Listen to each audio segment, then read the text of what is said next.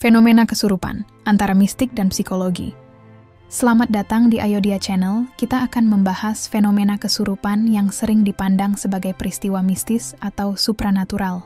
Banyak dari kita mungkin pernah mendengar cerita tentang kesurupan di sekolah atau kampus, terutama saat perkemahan, malam keakraban, atau acara yang mengharuskan kita berada di lingkungan pendidikan hingga malam hari.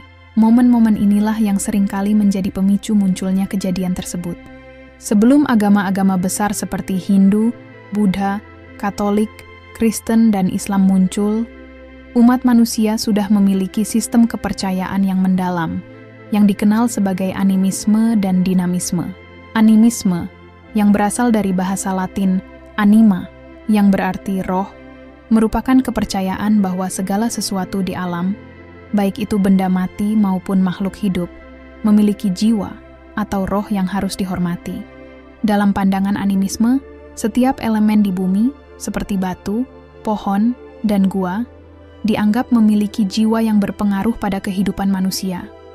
Misalnya, pohon besar bisa dianggap sebagai penunggu yang melindungi sekitarnya, sedangkan gua mungkin dianggap sebagai tempat suci yang menyimpan kekuatan roh.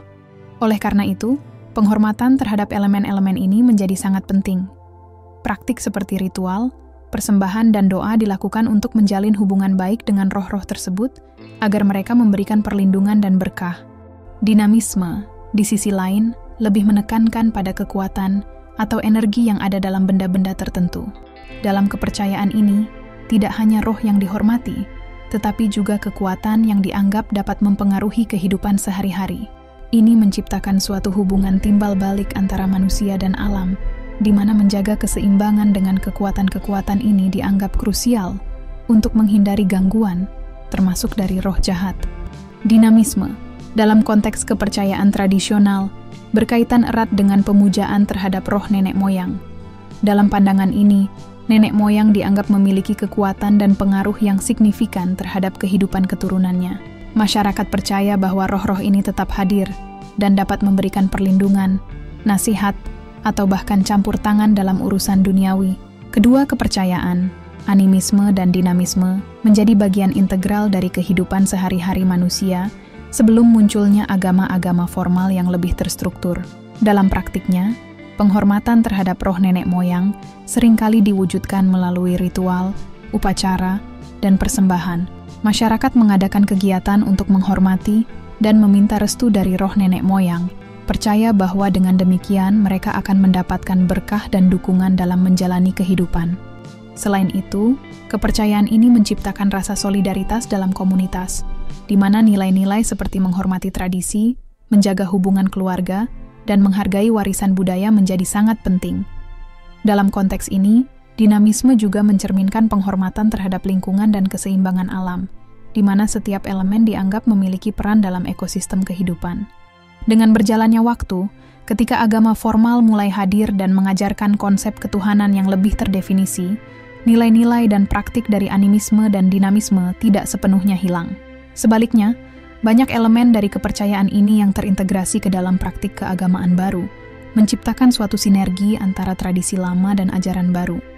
Animisme mengajarkan bahwa setiap benda dan makhluk hidup memiliki jiwa, dan penghormatan terhadap jiwa-jiwa ini sangatlah penting. Ketika seseorang atau masyarakat gagal menghormati jiwa-jiwa tersebut, mereka percaya bahwa roh jahat dapat masuk dan mengganggu kehidupan manusia. Konsekuensi dari pengabaian ini dapat sangat serius, menimbulkan berbagai masalah dalam kehidupan sehari-hari. Salah satu bentuk gangguan yang sering diamati adalah perubahan perilaku ekstrim pada individu.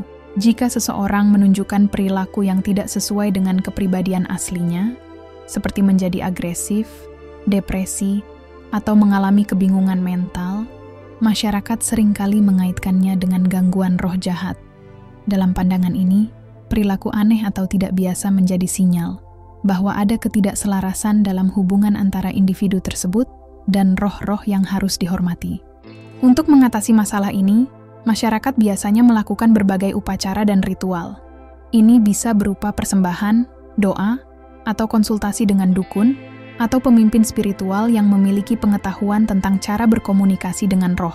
Dengan melakukan hal ini, mereka berharap dapat mengembalikan keseimbangan dan menjauhkan diri dari gangguan yang merugikan.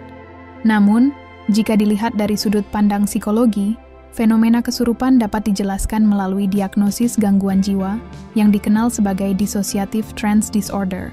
Gangguan ini mulai diperkenalkan dalam Diagnostic and Statistical Manual of Mental Disorders 4, DSM-4-TR, dan memberikan pemahaman yang berbeda mengenai pengalaman yang sering dianggap sebagai gangguan spiritual.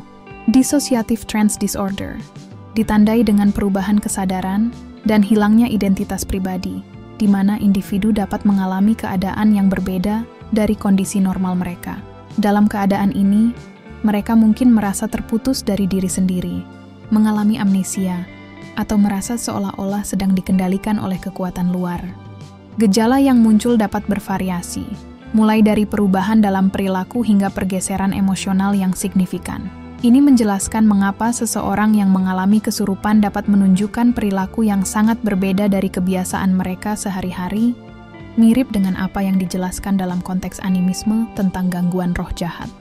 Di video selanjutnya, kita akan membahas lebih dalam mengenai gejala-gejala Dissociative Trance Disorder, termasuk bagaimana diagnosis ini dapat membantu memahami fenomena kesurupan dari perspektif psikologis. Dengan pendekatan ini, kita dapat menjembatani pemahaman antara pandangan spiritual dan ilmiah, memberikan wawasan yang lebih komprehensif tentang pengalaman manusia yang kompleks ini.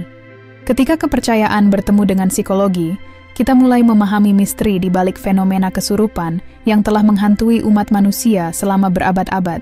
Terima kasih sudah menonton, jangan lupa like, subscribe, dan share. Sampai jumpa di konten berikutnya.